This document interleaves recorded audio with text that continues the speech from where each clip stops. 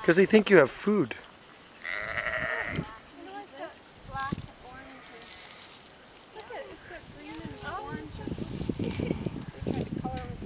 No, they don't, because they know which ones are sheared, or they mark them. They have to mark them for which ones have lambed or which ones are going to shear or whatever.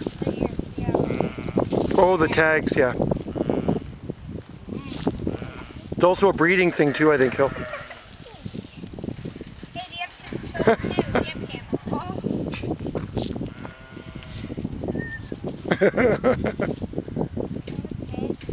You can pat him.